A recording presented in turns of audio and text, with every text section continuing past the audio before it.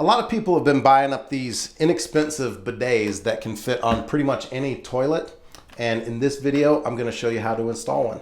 So it doesn't take a whole lot of tools to install this: a wrench, screwdriver. You're gonna want a bucket to catch the water from when you disconnect the hose from the tank. First thing we're gonna do is remove the toilet seat because the bidet is gonna be installed between the bowl and the seat. Most toilets have a couple of screws that tighten down and hold the seat in place. You'll have to loosen those. There's a bolt underneath. So again, the way that this bidet is going to install, this will go down against the bowl and then the seat will go down over it.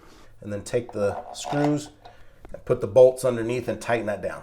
So when you're tightening down the toilet seat, you want to make sure that it's straight and that you tighten it down snug because you don't want it going anywhere. First thing you want to do is actually turn the water off to the toilet, flush it, let the water drain out of the tank.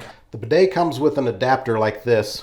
It also comes with some Teflon tape. You want to put it on the threaded parts that you're going to be connecting. The hose coming from the wall, you don't need to disconnect it down here at the valve. You're only going to be disconnecting here at the toilet. So there may be some water that comes out. There shouldn't be a ton because this water should be off. Okay, so a little bit of water there. So when you disconnect from the bottom of the fill valve, pay attention to this connection down here. Watch how that moves. Okay, see how that moved? That can be a leak waiting to happen. So you want to actually take your wrench and make sure that this connection down here stays tight. Otherwise, it'll leak when you go to reconnect it. This piece here is going to connect to the bottom of the fill valve.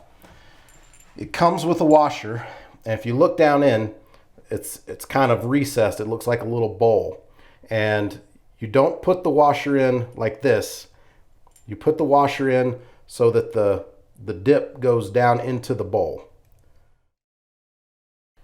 As an extra precaution, we're going to take some Teflon tape and we're going to put it on wherever there's threads, and we're going to put it on in the direction that we are tightening the bolt.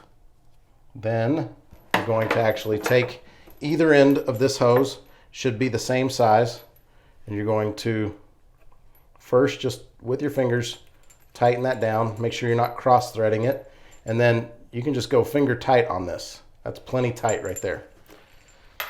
Then what we're going to do is we're going to take this piece and we're going to screw it onto the bottom of the fill valve. Again, this is metal, this is plastic.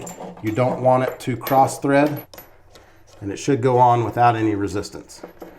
In the beginning, if you feel it resisting, could be that you're cross threading it and you want to stop immediately. If you want, you can take your wrench, tighten it, go finger tight, and then a quarter turn, okay? Then the part coming from the wall, this connects to the bottom. Finger tight should be fine. I'm going to put some Teflon tape on there.